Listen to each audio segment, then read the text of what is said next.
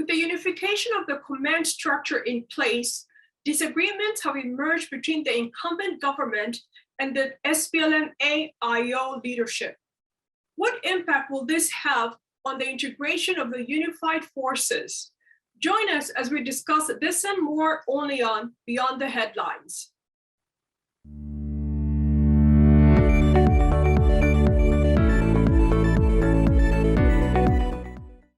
We are joined on the program by Dr. James Okuk, a senior research fellow at Center for Strategic and Policy Studies, CSPS in Juba. He holds a PhD in political philosophy from the University of Nairobi and is a renowned analyst on governance, peace, justice, and development with focus on the context of South Sudan. Welcome to Beyond the Headlines. Thank you, Eunice. It's my pleasure to be here. Thank you. On Tuesday, April 12th, the unification of the command structure was implemented. What does this entail in terms of there have been 9 commanders-in-chief of armed opposition groups? Also, will these leaders continue to yield power and influence over the forces they once commanded? Thank you for the question. Indeed, the decree that was issued on the unification of the forces of the parties to the revitalized peace agreement is an overdue move. Actually, it has delayed beyond reasonable time. This was supposed to happen during the pre-transitional period in 2019 or maybe early 2020. But these major timelines in the security arrangement was missed. And the parties rushed to form the revitalized government of national unity, which is almost like the civilian wing of the revitalized government. And then they push behind the command and the unification of forces, which is in Chapter 2 of the Revitalized Peace Agreement. And there have been a lot of concern because this was supposed to take the central stage, and it should have been the first step before the formation of the government. But then they reversed it, and they formed the government, and then they went ahead. And that's what resulted in the announcement that was made on the 12th of this month for unification of the command structure of the forces. So this now will entail that they have taken one of the neglected steps in the implementation of the revitalized peace agreement. But still, the sequencing seems not to be right, because if you unify a command and you don't know where the forces are, it becomes problematic, because the question will arise, where are those forces? Then they will say the forces are still in the cantonment areas, and some of them are in the training centers waiting graduation. So how do you graduate their commanders and you have not graduated them? That has been the question. Following the formation of the unified command structure, there are 8 opposition leaders who ceased to be commanders-in-chief. They include First Vice President Dr. Riek Machar, Commander-in-Chief of Sudan People's Liberation Movement Army in opposition, SPLM-AIO. Vice President Hussein Abdelbagi Ayi, Commander-in-Chief of South Sudan Patriotic Movement, SSPM. The Governor of Jonglei State, Dene Chagor, Commander-in-Chief of South Sudan United Movement, SSUM. The Minister of Higher Education, Gabriel Changson Chang, Commander-in-Chief of Federal Democratic Party Forces, FDPF.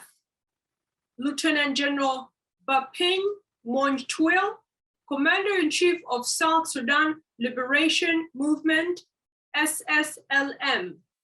Dr. Lam Akol, Commander-in-Chief of National Democratic Movement, NDM.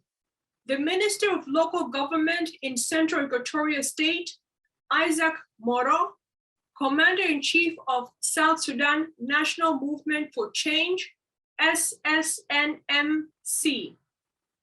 General Intelligence Bureau Deputy Director, Lieutenant General Khalid Boutros Boro, Commander-in-Chief of National Salvation Front for Peace, NAS. The following is an address made by President Salva Kiir to the unified command structure. Or again, what the current war has produced are ranks.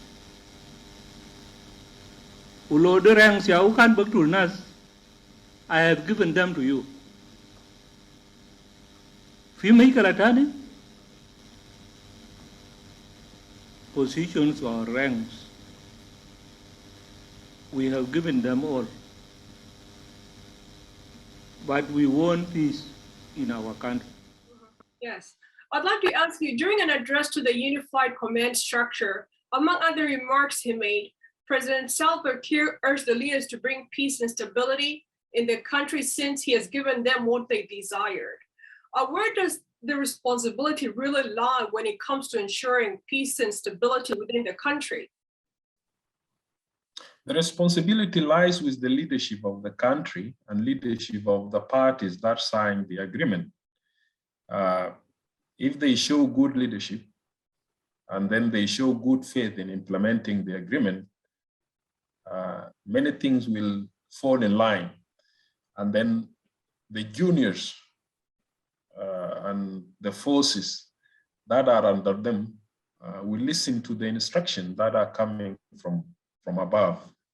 So that's why people are saying it's a good step forward to unify the command and put them under one commander-in-chief, and then continue with the collegial partnership at the level of the presidency, where they consult and where they build consensus and they agree on the way forward.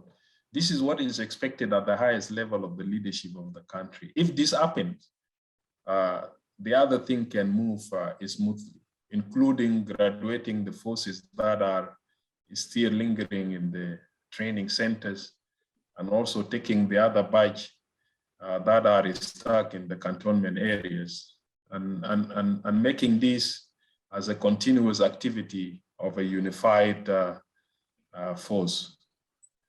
But having said that, there are some also drafting confusion in the agreement regarding the name of the unified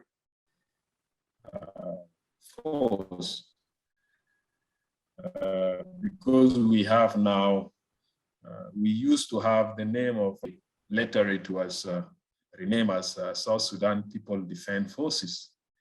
And again, the agreement is saying it is a South Sudan Army. So sometimes there is a confusion of the naming itself. So this is what those leaders should sit down and agree on one naming, so that we can avoid the confusion. If it is South Sudan Army, let them call it South Sudan Army, and the unification will be done under the name of South Sudan Army. Because any confusion in the security and defense sector is not good news to the country. It can create a lot of problems. But when there are clarity and when things are straightforward, then the loopholes will get really breached and fill up, and then people can move forward very quickly. So leadership is very important, particularly the leadership of the main principal. The main principal, we mean His Excellency President Salva Kiir Mayardit, and the first Vice President, Dr. Riek Machar, because their names are inscribed in this agreement. and then the rest of the vice president. These are the top leaders of this revitalized peace agreement. The moment they agree and then they build consensus and then they move together, things will run smoothly. But if they disagree, then this disagreement will get reflected within their also supporters, and this can create troubles than solution in the country. In a statement to the media, Mr. Okuk, the acting press secretary in the office of the first vice president, stated that the incumbent government has made a number of violations in the command structure of the SSPDF, the National Police, as well as the National Security Services in terms of the issuing of appointments, as well as the creation of new positions, among other challenges that were raised. Should this be of concern? Yes, it should be a concern if it come out from Dr. Riek Machar himself, but so far we have not heard from him. We saw him attending the... It came from his acting press secretary. Ceremony of... the statement came from his acting press secretary, so it's directly, from him, because it cannot be issued without the approval of the first vice president. Yeah, but then there is a question mark in that, because already the first vice president attended the ceremony of the Oath of Allegiance of his commanders who were put under one command and under the one commander-in-chief who is the president of the Republic, Salva Kiir. And he attended that ceremony and even witnessed the swearing in. So it means he agreed with whatever had happened, and it became contradictory to turn around after all this and say, "Oh, there's something wrong with that." Then why did he attend the ceremony, and why did he show the public that things are moving on and then turn around? That's why we are doubting about that press or statement from the spokesperson of the IO until it comes from Dr. Riek himself. Some of us will still doubt that.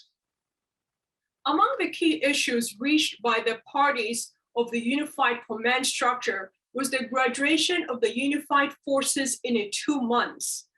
Over 83,000 forces were supposed to have graduated from the training camps in Equatoria, Barakazal, and the Upper Nile region a while back, but there have been delays due to complaints over logistical challenges.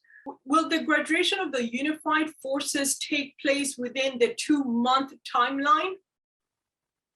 As long as there is leadership, direction in this, and there is a joint political will by the presidency, at the head of whom is the president of the Republic, deputized by the first vice president, and also supported by the other vice president. I think if they show leadership and a strong will, it's not impossible to graduate the first batch, because already they have been trained and they have been waiting for graduation. That's what is missing. So now if they say next week, let them be graduated, they will get graduated. There is no doubt about this. And then the second batch can be now taken to the training centers. And then the activity of unification of the forces continues. And this is what should have taken place. That's why I call it in the beginning an adverse sequencing. That's what they are doing now. What would have been done first is being done last, and what would have been done last is done first. So this is where there is a lot of confusion going on. Only there have been complaints of logistic and even complaint of their armament, because the blame has been put on arm embargo. That's why they cannot be armed. But some of us know that South Sudan is full of arms. If they If they want to harm them, they can get those armed. But if they don't want, there is no way. But people are saying if it is possible, and they agree that they want to graduate them with the sticks, as it has been pronounced many times, let them do it. And we hope that they, as it was announced by the chairperson of the transitional committee, Honorable Tut Galwak Manemi, that they are ready to graduate the first batch of the necessary unified force next week. We'll catch them by their statement, and we'll see if next week has gone and then what they have said has not happened, then it will create doubts that they are not credible in whatever they pronounce to the public. And it will create doubt to the whole unification event that took place this week. Chapter 2 of the Revitalized Peace Agreement, which focuses on the permanent ceasefire and transitional security arrangement, section 2.1.3, states that the parties shall immediately upon signing disseminate the provisions of this agreement to all forces, allies, and affiliates under their command or influence to ensure compliance. There seems to be a lack of compliance on the chapter 2 of the peace agreement. Do you think the parties took into account the serious nature of sensitizing their forces and military generals to the provisions in chapter 2 of the peace deal? Yes, they did, because I attended some of the sensitization and some of the awareness that were carried by the mechanism that have been established for the security arrangement. They have been moving in the cantonment areas and in the training centers, training or orienting the new forces on the peace agreement, on the new doctrines that they are expected to abide by, and also even on human rights and all this. So these have been done, and the forces that are in the training centers now, they are well aware of the peace agreement. Some of the provision have been translated into local languages. I remember, like, they translated into the peace agreement into 5 languages, and those 5 languages were actually disseminated for those who will not understand English, and they can understand Arabic, and then they can understand Nuer, Dinka, and other languages. So this has been also done, and IGAD has been collaborating with them through the CITISAM and through the RGMEC. So there is no really a big gap when it comes to the dissemination of the agreement. The gap is in the leadership decision at the top level. That's where the delay is, and we understand also why the delay is occurring, because the top high command are like political positions. People fight over them because there are privileges that are enjoyed in those top high command. So already unifying the forces at the top command mean loss to some of the forces of the government, particularly because the opposition are assumed to have come to join the government so that they have a unified force. So it means the government would lose some of its commanders and tell them to retire so that their places can be occupied by those who are coming from the opposition. With the formation of the unified command structure in place, how can this prevent militia groups from fighting? And how can the issue of insurgency be tackled, given that also the countries continue to face a surge in intercommunal violence? Yes, with the unified command, people are expecting that the forces that they are commanding should start obeying the instruction from above, from those commanders. Those commanders are assigned to different places now. So it means they will give instruction to their forces, and their forces have to be disciplined and follow the command structure in whatever action they take. This is what we expect. Any deviation from this will be regarded as anarchy in the country. Anybody who behaves like a militia when his commanders are already unified, then that also will be regarded as rebellion from the lower ranks. And it will be treated at another level now and all this. So we expect that anything called militia in the country should not exist anymore with these unified forces, because a number of forces of these forces are under the commanders who became unified under one commander-in-chief now. So if they do anything, it will be assumed that the instructions are being given by those commanders. So, and then nobody can give any instruction for those forces without the commander-in-chief, who is the president of the republic. So this is how the chain of command has to move. The forces that we know that are outside the revitalized peace agreement right now are the forces of NAS of Thomas Cirillo and the forces of SUMA of Paul Malone. And already they have a ceasefire agreement with the government, and they are under St. Egidio mediation, which takes place in Rome. So we expect them also that once they reach to a peace deal, they would have also their arrangement, and then they will get integrated into the unified armed forces in the country. So there is no place for militia anymore once the unified command has been put in place. I'd like to ask you this question as we conclude the interview.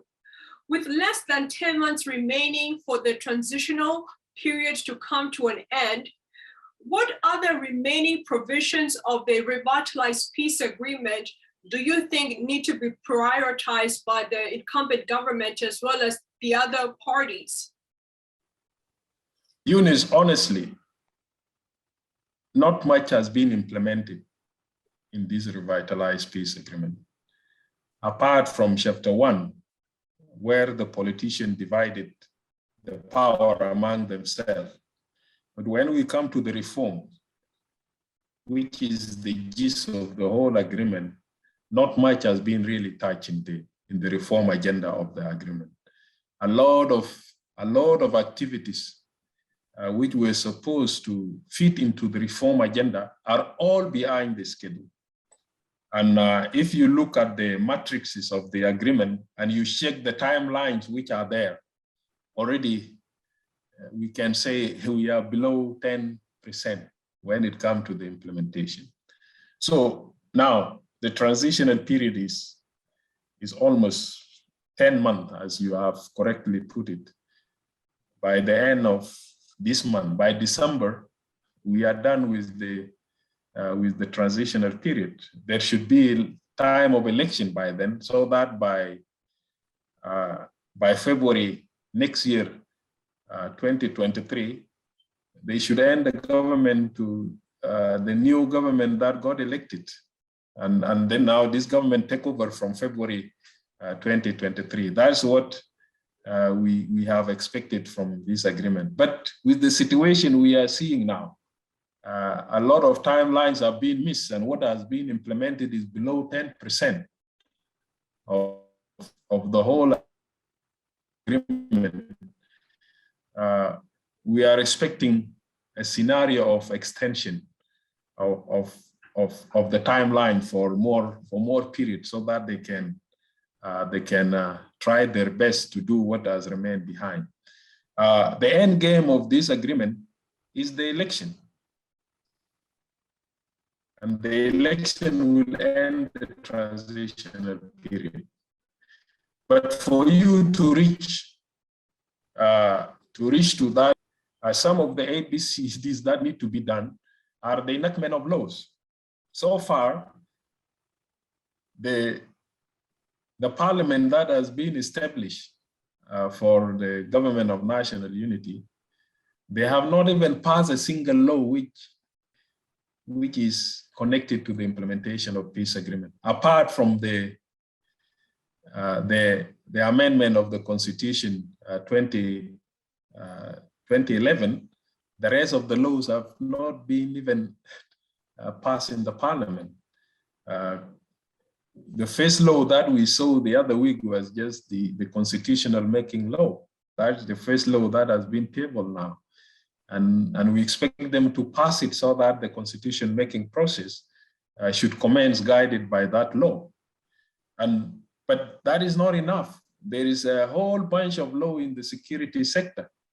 The SPLA law, the police, the SSPD, all the laws which should guide the unified structure that has been announced, they have not been reviewed up to now. They are just lying there as drafts that have been completed by the National Constitutional Amendment Committee and ended to the Ministry of Justice and Constitutional Affairs, but they have not gone to the Parliament yet. So still there is a big gap when it comes to the legal framework, even which will guide the new command structure. And until that law comes in, the new command structure will work with the whole laws, and the whole laws are still problematic. So this is the dilemma we are in now. Now, even with this, we're supposed to start having the constituencies for the election. How will you have constituencies if you do not have census? When will we conduct census? Because that is also a requirement, although it is not a conditional requirement, but it is a requirement for the election to take place so that you can demarcate the constituency with known population. Where is census?